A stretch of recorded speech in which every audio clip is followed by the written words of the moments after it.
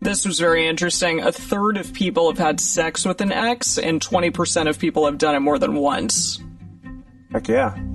Yeah, I know. I'm like, we're gonna get into that a little bit more. Was not the response I was expecting. Welcome to the Multiamory podcast. I'm Jase. I'm Emily. And I'm Dedeker. We believe in looking to the future of relationships, not maintaining the status quo of the past. So whether you're monogamous, polyamorous, swinging, casually dating, or if you just do relationships differently, we see you, and we're here for you.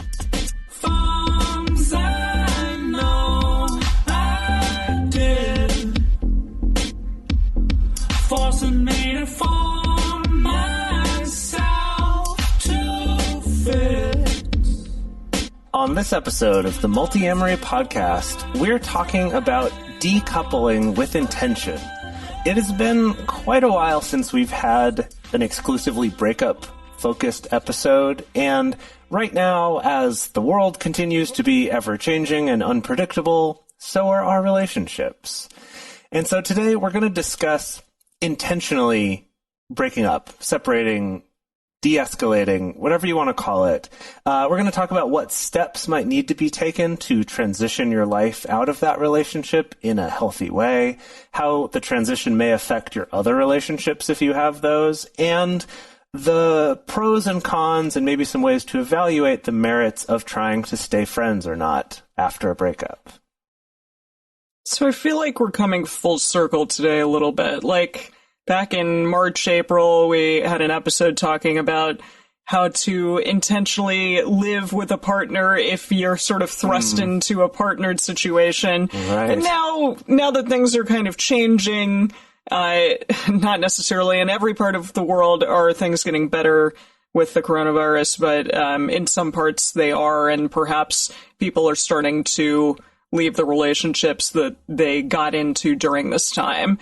So we wanted to talk about that just because we've seen it happen a little bit here and there on our Facebook group and heard people talking about kind of de-escalating their relationships or leaving relationships. So I'm glad that we're getting to discuss intentionally breaking up today, because it's nice. It's a nice idea to like intentionally do so. Yeah, well, we've definitely seen, as a result of lockdown in countries that came out of lockdown before the United States did, that there was definitely a divorce rate spike immediately afterwards. And there's a lot of factors contributing to that, not the least of which is just the stress of a global pandemic, the stress of being stuck in a house with somebody, maybe where their living situation is not ideal, and add to that if the relationship was already maybe not super great, then that's another contributing factor to this as well.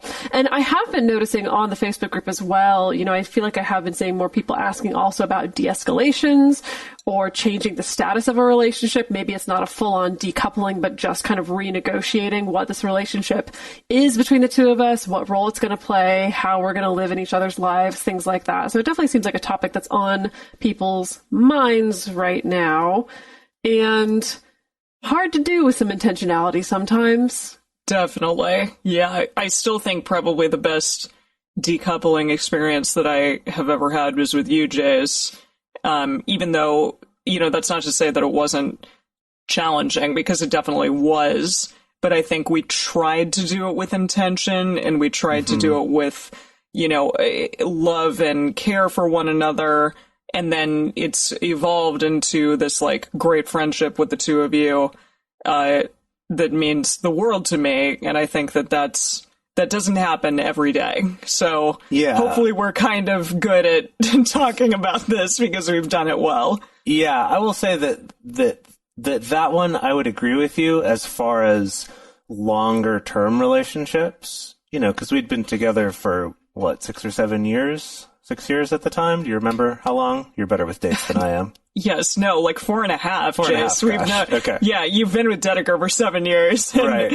Yeah, you were with me for like almost 5 years, but then we've now been friends for longer than we were in a relationship together. That's nuts to think about, huh? Yeah. Yeah. But what I was going to say, though, is I feel like I've had some really good decouplings for things that were shorter term, like less than a year, where it's been like, yeah, okay, this isn't working out, and we were able to be clear and be honest with each other. which I would say overall were a lot less painful and hard than what you and I did. But what I think what you and I did is something that's hard to do when you have like so much more of a history and that there's so much more intertwining of lives and things like that. I think is difficult to do, but I agree was very worth it and has led to something great. Yeah, and I'm assuming your other relationships aren't as like your friendships with other people that you've dated is probably not quite as close as you are with me either. Yeah, unless he has secret ones... like podcasts and is running secret businesses. I know. All these other people I don't want to assume here. I don't want to assume. Right. Yeah. Like I've had other decouplings where we're still friendly or cordial, but not where we've remained as close. Mm-hmm. Yeah. Yeah. Yeah, I don't know if I have a lot of experience under my belt with this, honestly. I mean, same thing with Jase, of like, I have definitely some short-term relationships where I can think of like, okay, that breakup, that unentangling, disentangling process went relatively well with a relative minimum of damage and a lot of respect, even though it was hard or it was very sad. You know, I can point to that.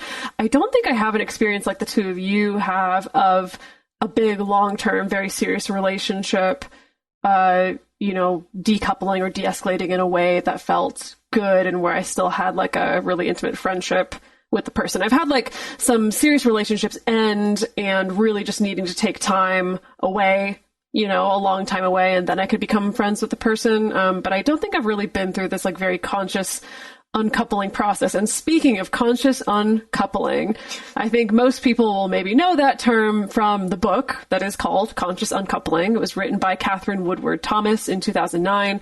It became super famous when, it was Gwyneth Paltrow and Chris Martin broke up, and for some reason they told the world, like, we're consciously uncoupling, and then everyone went out and Googled it and bought the book and had a great time and consciously uncoupled from their partners. Was that the situation around it? Yeah, and I think, I don't know, did they still like go on trips, family trips together? But essentially, were they co-parenting also? Yeah, and co-parenting, they're very intentional about that. But yeah, I think it was this new way of kind of disentangling your life that talks about and you're thinking about like internally what's going on, where your grievances lie and the relationship, like what you have to do with it in a way that's maybe a little bit different than a lot of breakups are, where it's very like you versus them. Instead, it's a little bit more inward, which is kind of cool. I appreciate that. Yeah, so I have not read the book yet. It's been on my list for a while. Catherine Woodward Thomas, she also offers like training for people who are in therapeutic or counseling backgrounds. So I'm definitely interested in looking into that, because I have thought like this seems like something that people want help with. You know, like not just something tackling themselves. So that is something that I would like to offer in the future as a service, you know, once I get a little more trained in this, of being able to be someone who helps facilitate having this more intentional breakup process. I never thought that I would say that I want to be there when people break up, but here I am. Well, it's pretty impressive. Anyway, so for the purposes of this episode, we're going to be using both uncoupling and decoupling, I guess kind of almost basically to mean one and the same, of this intentional breaking up process. Yeah, so, okay.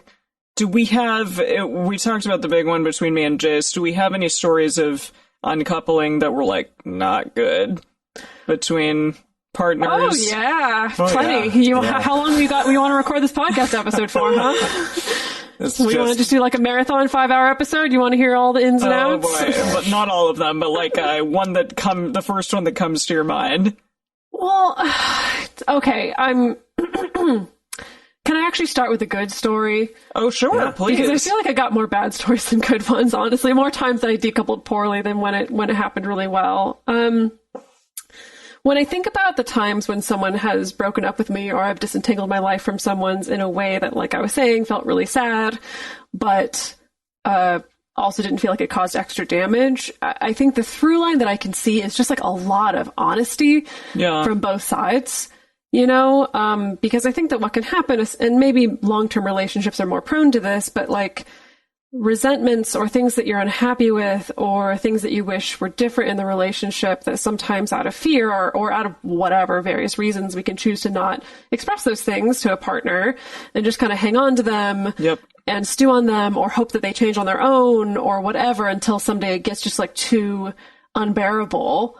and then it's a big explosion and can feel like a big betrayal, and the other person can be really surprised. But when I think about the more healthy processes that I've been through, that's been the through line, is that someone was just like really honest with me, you know, of like, hey, this particular thing isn't working for me, you know, or like, hey, I think the direction we're heading in is just not working for me. And so I think that this is, you know, like someone who was just very clear of like, maybe this is a boundary, or just I can't do this. And so I don't think that this is going to work, as opposed to coming and being like, hey, I can't do this. You got to change, or choosing to not say anything, you know? And again, it's like, it sucks, but, I don't know, receiving that honesty and being able to give that honesty just felt very respectful. And I think there's something about, respect and dignity in the breakup process that often we don't get or give to each other, that can make it just so much worse. Totally. I agree. That's my TED Talk. Your turn. I've definitely had not great breakups, especially in college. And I think I agree that they tend to perhaps be those ones that don't include the dignity and respect that perhaps the relationship deserves, or where things are festering for a long time, and after a while it just kind of all comes to a head, and then that's it. There have also been times where I've been super blindsided. Also in college, unless you like meet the one in college, I don't know how like any relationship in college is good. Yeah, I don't know. It kind of depends on the person. It does, yeah. But I think that absolutely, it's a skill to a degree, and you can get better at it over time.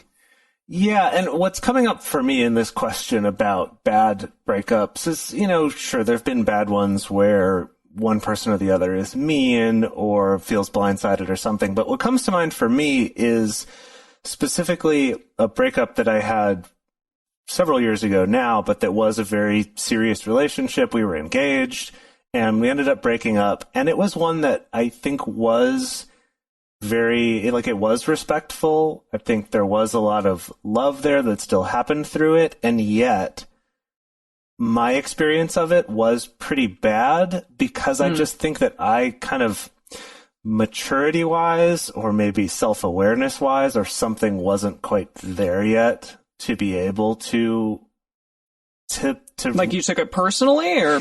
Yeah, that for me and I don't know how much of it was conditioning, that I should feel mad about this. Yeah, I don't know how much was that. I don't know how much was that it was an injury to my pride, and therefore I had to be upset with her about it. But it definitely was this thing of the breakup itself was very reasonable. We stayed in touch. We're civil to each other, all of that. But I just couldn't get myself to not be upset about it fast enough.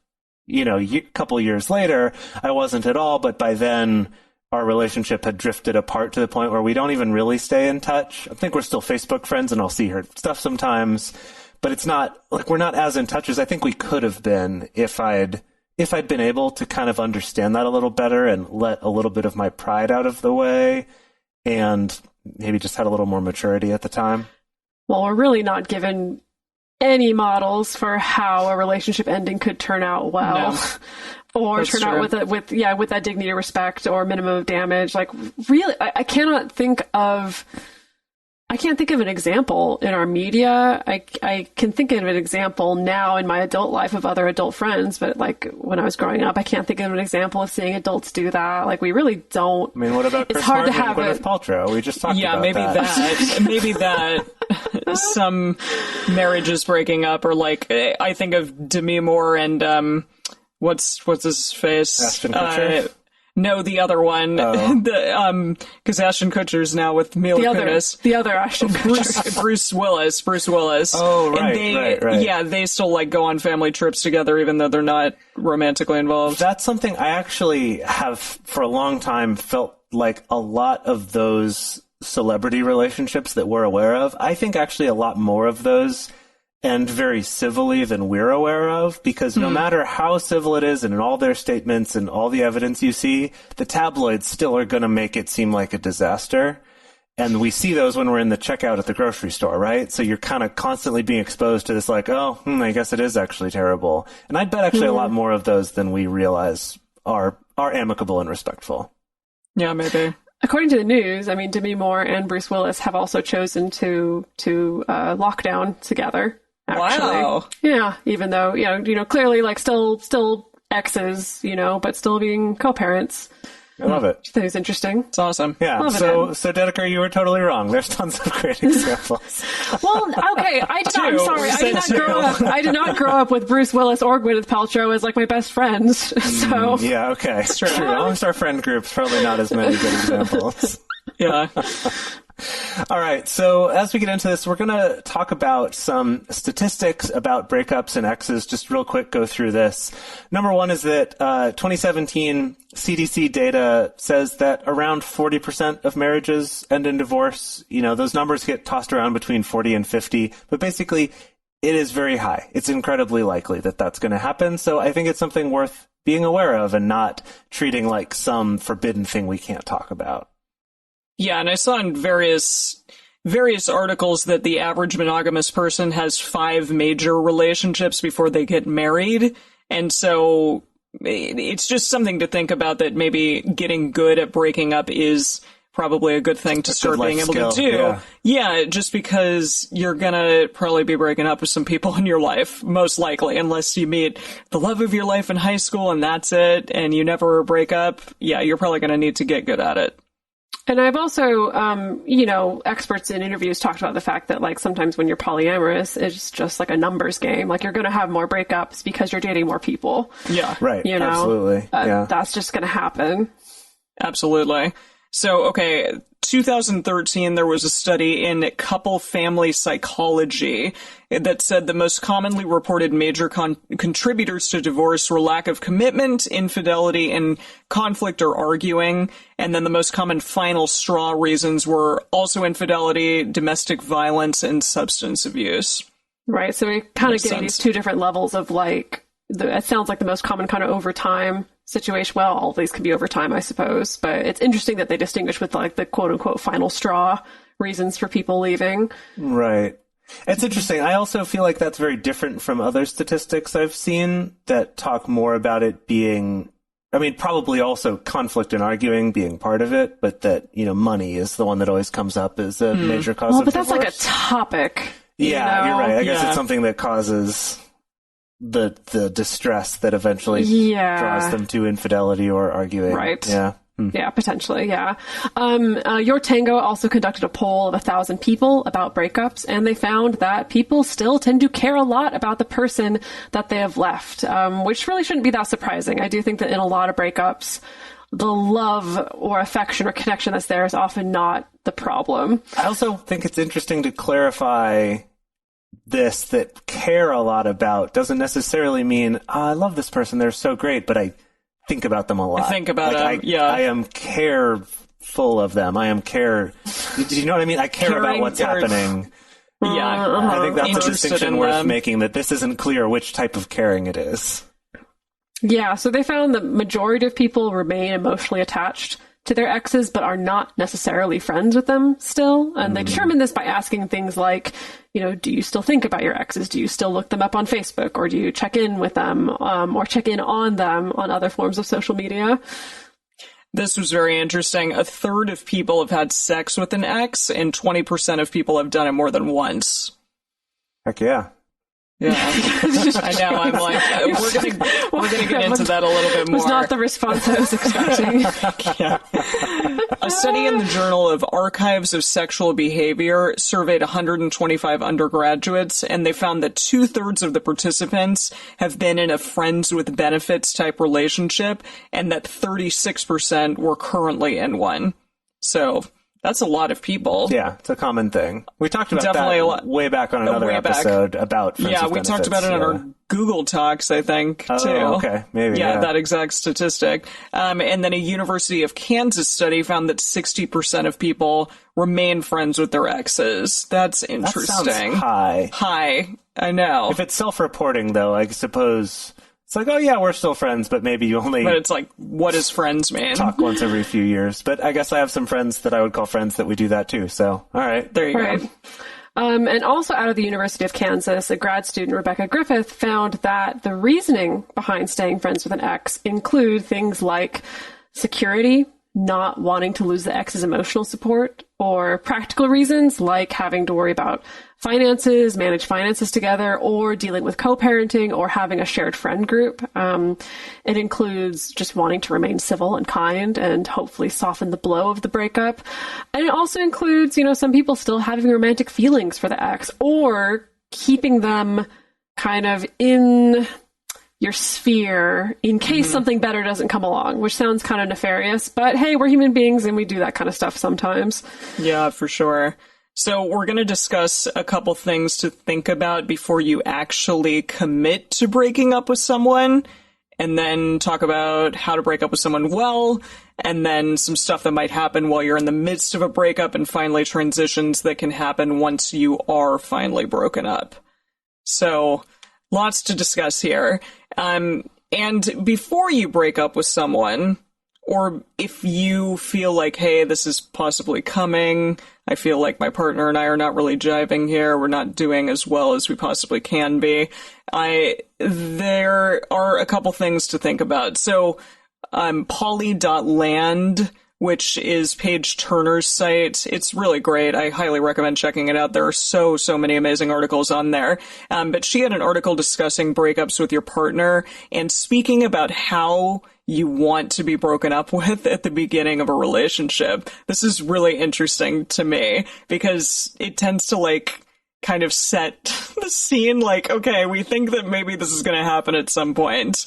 But it is a nice idea. Some people do want to be broken up with over text, and they want to be able to have sort of a mourning, grieving process by themselves, and other people really want to be broken up with in person and, have it discussed, have it all laid out. So getting to say, hey, this is how I prefer to be broken up with if this ever does arise, that's a really interesting idea. Yeah, I recently listened to a TED Talk by a divorce lawyer that was specifically about, how we could be possibly benefited by thinking about creating our marriages or creating our relationships through the lens of how it is that they're going to end. And of course, because she was a divorce lawyer, that was more about, things like how are we going to think about particular financial resources or tangible properties as we're signing, a mortgage agreement or something like that, as well as thinking about when I choose to sacrifice on my dreams for a couple of years so that you can pursue your dreams, am I kind of doing this because I'm expecting that there's going to be that exchange in a couple of years or things like that, how's that going to feel when I'm ending the relationship, if I'm ending the relationship? So there is definitely, I think, some value to thinking about your relationships through the lens of how they might end.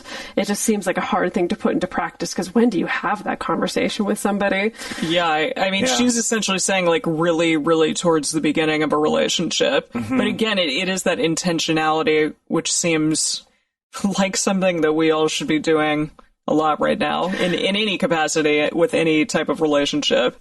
Well, I don't know. It's occurring to me that it seems like maybe a good transition into getting that information or sharing that information is for the two of you in your relationship to have a conversation, kind of like what we're having, of the times that we were broken up with when it was really shitty, or the times where it actually felt less shitty, and sometimes that can be a way of kind of easing into that conversation, I imagine, of it being about the past instead of it being about let's make our breakup plan. Absolutely. Maybe eventually you'll get there, but really interesting. Paige also talks about how if you are non-monogamous, that dating multiple people can give you the opportunity to see how your partner handles breakups with other people, and vice versa, right? That I know that for me, being polyamorous has been, I think I've learned so much more during that time than in the equivalent amount of time before that being monogamous, because it's given me the ability to not only observe more of my own startings and endings of relationships, but also to see my partners go through those. And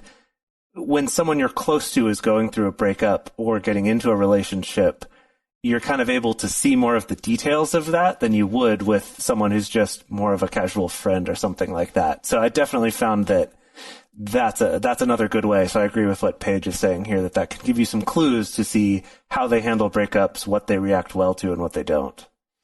Yeah. So something else to think about before pulling the ripcord or before taking actions toward uncoupling or breaking up with someone in some way, is to bear in mind just the context that we're all in right now, that our brains try to find control even in situations where we don't have a lot of control, like a pandemic.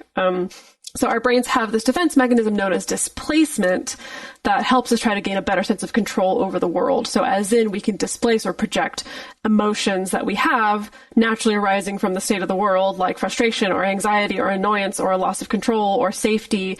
And we can kind of project those onto what's in front of us, which can be our relationship or our partner or our house or our kids or things like that. Mm-hmm. You know, I definitely know what I noticed about myself very early on in lockdown was I don't know, just definitely this phenomenon of like the world feeling like it's shrinking. And so when the world feels like it's shrinking, suddenly the problems, what were small problems, feel a lot bigger. It's almost kind of like this big fish, small pond kind of situation, that when you make the pond something a lot smaller, the tiny fish looks a lot bigger comparatively. And so I know for myself, it was definitely a lot of like projecting onto my partner the issues that I often had. Never to the point of like, I need to leave this relationship.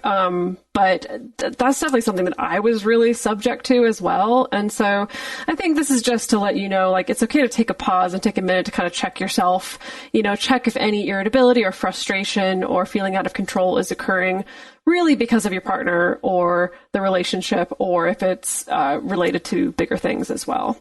Yeah. Not again, and I mean, if sometimes you just have that gut feeling and you know that it's time to get out, so it's not to cast any doubt on that, but just that it's okay to take your time to sort through those things for yourself. Right. So that's kind of the other side, is that potentially being forced to be in closer quarters with someone or being forced to be long distance with someone, maybe this is highlighting some incompatibility issues that the two of you have had, but haven't been able to see so clearly yet. And in those cases, yes, this could be a good time to see, okay, I'm glad I learned this now, and we can break up. So Psychology Today suggested writing out your thoughts regarding the dissatisfaction and then trying to start having gentle conversations with your partner about them during the breakup, like as part of the breakup, writing it down so that it's clearer in your head, so you're not sort of put on the spot and have that panic of like, I can't answer your questions, I don't know how. I think that's a really great place to start, and I've never done that in a breakup before, but write stuff I do down? find... Yeah, I do find so I've done often. It a bunch. Yeah. Really, yeah, I think that's such a good idea, just because even just for serious talks, not even just breakups, but like I have to write it down, or I'm gonna have the conversation, think it's done, and then the next day be like, oh shit, there was one other thing, and now how do I have to do that again? And it kind of, I mean, not necessarily, but it can take the, like, intense emotionality out of it that sometimes happens in the moment, and then all of a sudden you're saying the wrong thing. Instead, it can be like, here, I wrote this out, I really, like, composed my thoughts well, and then you're able to say it, hopefully more compassionately. Another thing that we talked about earlier is that honesty is a very good thing to have when breaking up, but brutality, I would say, is not. Don't be an asshole here. Be as kind as you can while breaking up, and let your partner really know what the relationship did mean to you and your appreciation for it, while also being clear that, like, however this is, I do feel like I need to step away from this. Another thing that I found was to not drag out the breakup. I know that a lot of people may sort of try to do it in chunks, or like, hey, I need to have a talk with you, and maybe allude to that being a possibility, but not actually do it for another week or something along those lines. And from what I've seen, clean breaks are sort of the best, like rip the Band-Aid off, as opposed to sort of stringing your partner along. Yeah, and I would say also just along with that is the whole, like, we need to talk, let's do it in a week, is rough. That's a rough thing to put someone through. No, that's a lot of anxiety. No, thank you. I've been there and it sucks. I did want to say, in case we hadn't mentioned it before, just that with all of this, this is assuming that the two of you are fairly respectful of each other, that this is a safe relationship, and that this is one that you do want to do your best to have this more conscious, intentional uncoupling. If this is something where you just got to cut and run, just cut and run. Ignore all of what we just said and just like get out of there. If it's that point, right, where it's just awful and you just need to leave, do that. That this is sort of assuming that this is a relationship that you think you can have this type of breakup. Yeah. And I think in the interest of keeping things clean, of maintaining as much respect and dignity as you possibly can, it's important to also not jump into being your ex-partner's sole support system for the breakup itself, or vice versa. Don't make them your sole support system for going through this breakup. And I know it's so easy for us to fall into it because you have the history and you know each other, and sometimes it can feel like, well, they're the only person who actually knows what I'm going through. And so let's, have 1,600 closure conversations like we talked about in our episode a couple weeks ago. Reach out to friends, to family, to professionals, someone that you trust, instead of number one choice is we turn toward each other to work through the pain of breaking up. Okay. So these are only just a couple of things to get you started. There's a lot of resources out there as well for talking about, ways to keep this uncoupling or de-escalating process very clean and clear and intentional. We're going to be rolling along talking about some things to consider that might happen while you're in the midst of this decoupling process, as well as the transitions that may happen once you're finally broken up. But first, we're going to take a moment to talk about this week's sponsors. All right, so in this uncoupling, decoupling, de-escalating process, there's some things that can happen that are important to take into consideration. I think especially if you're on the train of trying to de-escalate a relationship instead of just a harsh break or decoupling, there can be this weird transitory phase where we're trying to figure out, like, what are we to each other? You can find yourself still continuing to act like a couple for a while. I've noticed that this has come up with some clients of where it's like, yeah, like we're on a pause, but nothing's really changed. Like we still like text each other goodnight and call each other pet names and still cuddle. And like, I don't really know what's going on, So especially if right now you are cohabiting, after ending a relationship, it can be really difficult to not fall back into just the same routine of physical and emotional intimacy that you used to have. Again, if the two of you feel that uncoupling is the best idea or de-escalating is the best idea, it's probably a good idea to figure out some concrete ways to enact that, to actually put that into practice in your real life, how to actually kind of change these routines into new routines, and maybe even intentionally create some emotional or physical distance between the two of you. This kind of living in limbo and ambiguity, even though it can be comfortable to a certain extent of kind of like, well, we said that we'd break up, but now we're just kind of doing the same thing. And so maybe it's not that, or maybe it is, I don't know. The ambiguity is rough. It can lead to anxiety and question marks and just wondering if and when it's actually going to be over or not. So a couple things to bear in mind to maybe help disrupt just falling back into that routine. Yeah, you talked about the pet names thing. I don't know if you remember this, Jase, but like right after we broke up, you were like, baby, and then you were like, damn it, I have to stop saying that. And it hurt a lot. It sucked. But you were right. Like, it was like the thing to transition away from. Even though it sucked in the moment. No, I know. When Emily, when you wrote this one down on the list for this episode, I was like, oh shit, yeah, it's so hard because you get into the habit of calling them one thing. And I think that it's something that would be helpful to have a conversation about it too, as part of that uncoupling process, to say, okay, let's change the names that we call each other. So that there's sort of, you've planned it ahead of time, as opposed to what you just described, where it's like me just realizing, shit, I need to stop calling you that. And then it's, ooh, that's a surprise. I didn't expect it. And it's just something you don't even think about. But it was so weird for me to call you Em or Emily at the time, whereas now it feels very natural. But that transition is challenging to change that habit. Totally. And similarly, trying to like get out of the habit of physical contact, things, even smaller things like kissing and hand holding. And, it's hard, but you also need to navigate like what that specifically means and like what that's going to look like now. And again, a conversation regarding those things is really, really helpful.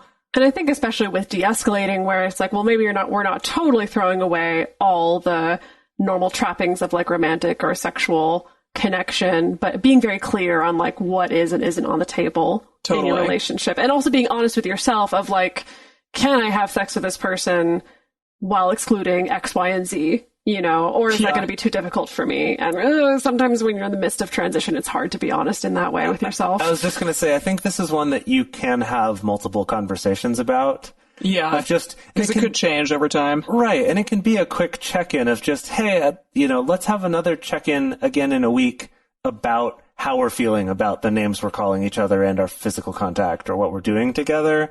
Just, again, if you are still living together, especially where you're going to be around each other all the time, plan for those regular check-ins about it. So like we said, don't make the breakup stretch out, but it is okay to check in during that transitioning process. I think that for Emily and myself, recording a podcast together every week was something that kind of forced us to be in that situation of talking about relationships in more of an abstract. And so I think that can be really helpful in this case.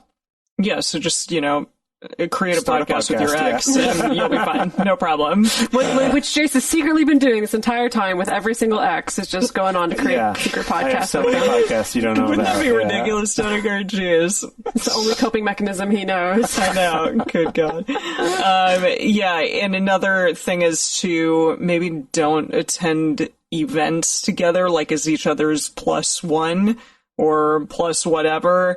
At least not right away. At least not right away.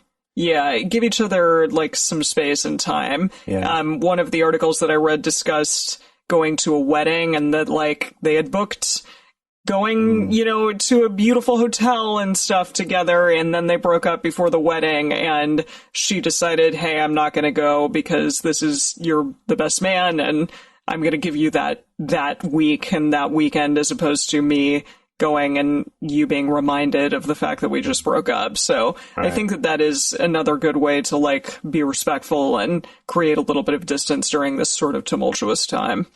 Yeah, and I would say that was something that Emily, you and I went to some events fairly early on that we had booked beforehand or whatever, and it was tough. It was hard and a little awkward.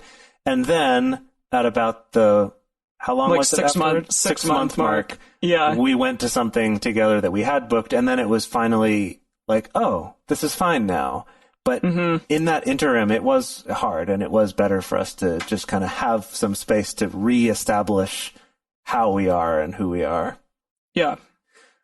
So next one on our list here is if you're in a monogamous relationship, especially, but even if you're not, now is not the time to get all jealous and territorial about who they're dating or who they're hanging out with or seeing. It's just, that's not your job, that's not your role, and that's not going to help you or them if that's where you start going with this. And I know that's so much easier said than done, but really, just remind yourself, that's not my place. I'm also going to clarify, it's okay to feel jealous. Sure. Like, your feelings are not wrong or bad. That's totally understandable for that to come up. But acting on that might be problematic at this time. Yes, not trying to clearly or passive-aggressively say things to them about that or accuse them about it or whatever. It's just not the time. You're not going to help anyone. It's not your job anymore. It never was. It never was. It was never your job, and it's still not now. Never your job. And then if you are still living together, see if you can find ways to have your own space. And I know that that's not a luxury that everyone has, of literally being able to sleep in separate rooms even or something like that, depending on your situation. But finding ways to have your own space as much as possible through the day. Let that be something that you can negotiate about and try to figure out.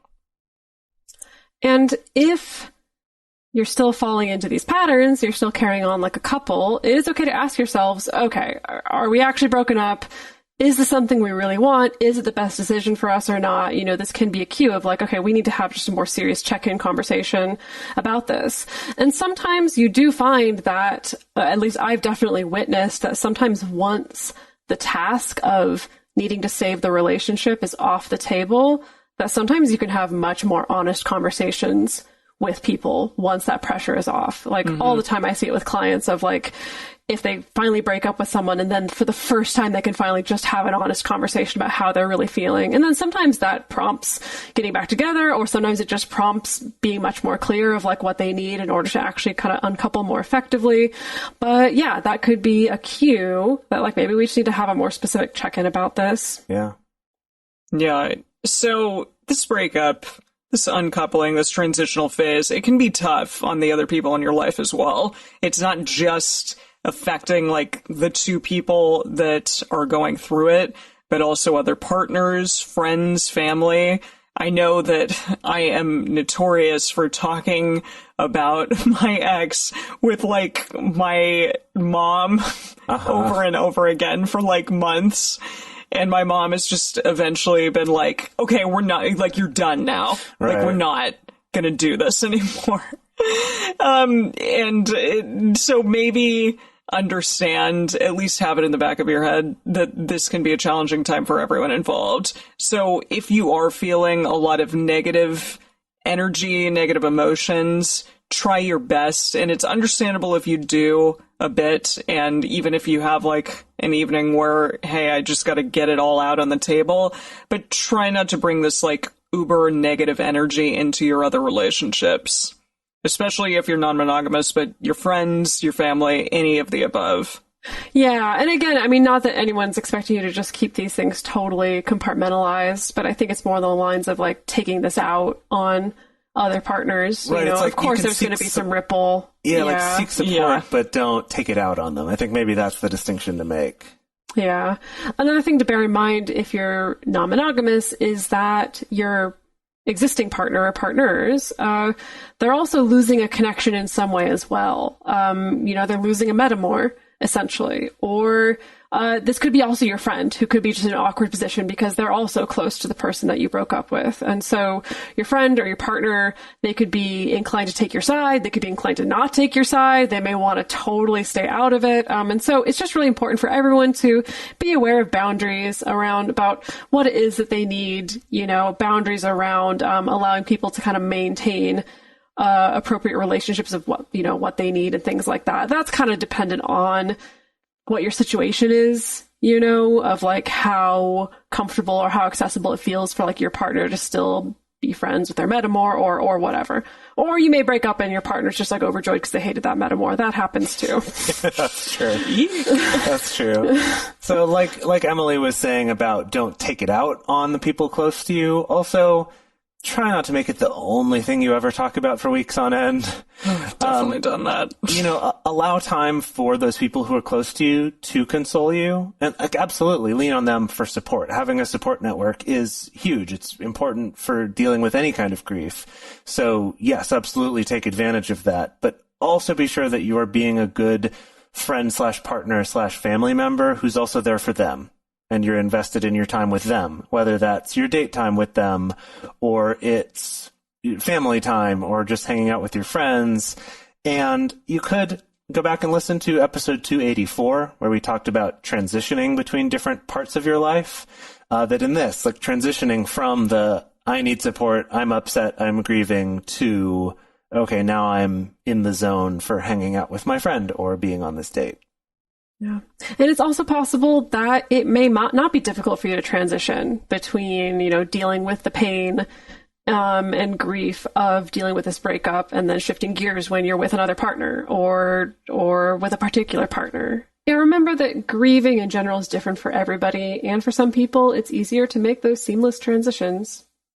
So I've definitely heard people say, oh, well, are breakups just easier when you're polyamorous because you have other partners, and maybe that helps somewhat, but breakups are difficult for everyone.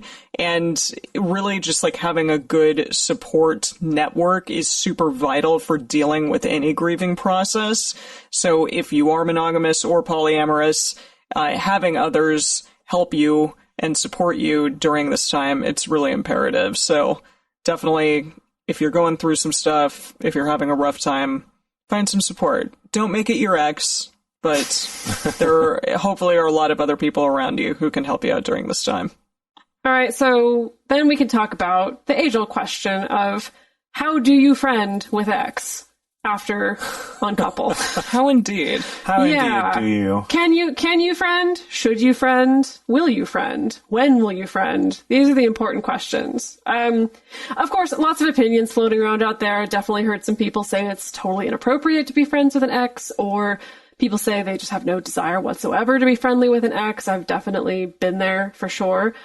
We found that Terry Conley did their PhD research at the University of Michigan in their stigmatized sexualities lab, and they found that more polyamorous people are friends with their exes than monogamous people. That doesn't surprise me, really. No. Yeah, a couple contributing factors to that, just if I were to guess, one of them being that often it's these very tight-knit, sometimes incestuous communities, where sometimes you're kind of forced to have to be on good terms with somebody, for better or worse. Exactly. I think motivates that. They've found that in LGBTQ communities as well, that it's sort of a much more tight-knit, smaller group, so you're probably going to be around the same people fairly frequently, and you just kind of gotta learn to get along. Right, like there's more motivation to just figure it out. Yeah. That makes sense. It seems like it's also kind of tied to just the general non-monogamous or polyamorous value system as well. Maybe that's because people are more open to exploring things like de-escalation, where it's not necessarily this binary black and white, either we're in a relationship or we're not, where it's maybe more accessible to be able to kind of make that transition. I have seen that backfire a little bit in that some people in the polyamorous community feel bad if they don't want to be friends with an ex. And, I definitely want to reassure people that you don't have to feel bad about that. That's okay, too. And we don't want to ever create a situation where someone's feeling pressure to be friends with an ex that they don't want to, because that's not nice. That's really not nice. So if you do have an interest in maintaining a friendship after the uncoupling, and your former partner is also interested as well, that's very important that this is kind of a mutual interest that the two of you have. It's okay to give it some time so that the two of you can heal before engaging with one another emotionally again. That is okay. It's okay if it's not next week or next month or even in the next 6 months. It's okay to give it some time. Yeah, time and space, like we talked about before, literal actual space where you're not necessarily at the same events, doing the same things, living in the same house, stuff like that. If possible, then try to respect each other's boundaries during that time. Because boundaries, being respectful, that's what makes a good friend. And good words to live by. Yeah. And it is interesting. I've talked about this on the show before, that it feels like the only time, in my experience, the only time that I've ever been in a conversation, like arguing with someone about whether or not I've been a good friend or not, has been with an ex.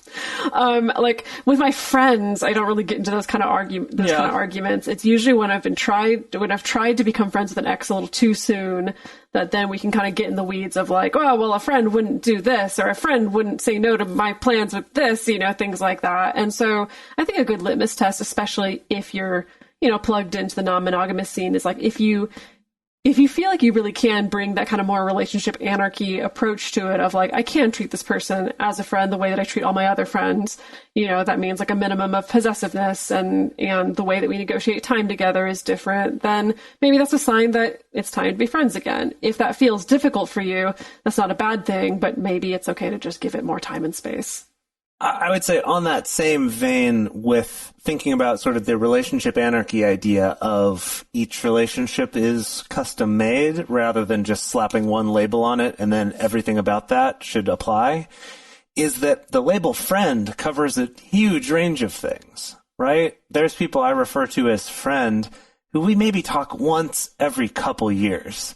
And there's people who I call friend who like Emily, who I see multiple times a week and do business ventures with and go on trips with. And, there's people I'm super close, or friends that I babysit their kids. And then there's other friends who will just see each other at work, but I'd still call them a friend. So there's this huge range of what is included in friend. And I think that's where that problem can come up, like Dedeker mentioned, of you're not being a good enough friend. Because we just think we can slap this label on and we both understand and agree on what that means. And I don't think we even agree with ourselves moment to moment about what that means. So I think having that relationship anarchist approach of, as we're doing this, let's evaluate what that means. What are specifically the things that we want to do together? How do we want this relationship to be? We can still be like, yeah, we're friends. We'll check in maybe once a week or once a month or however often feels comfortable for you. And then we'll just take it from there. And we'll be friendly to each other. And then maybe eventually it's like, okay, let's hang out a little bit more, or let's see each other more often if that feels comfortable. But don't feel like because you put this label of friend, it has to look like one specific type of friend. Totally. So all of this, in conclusion, this is about decoupling intentionally with intentionality.